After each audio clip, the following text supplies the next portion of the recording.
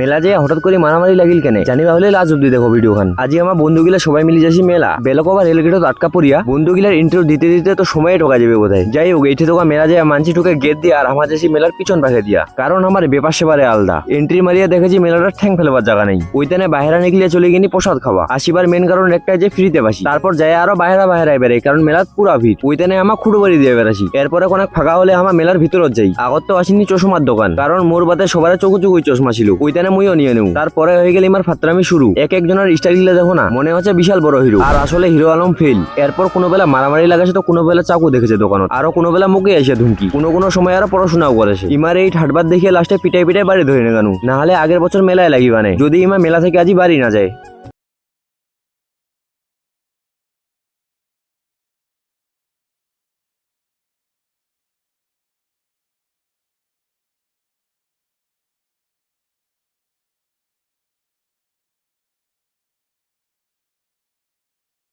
যদি ইমা মেলা থেকে আজি বাড়ি না যায়।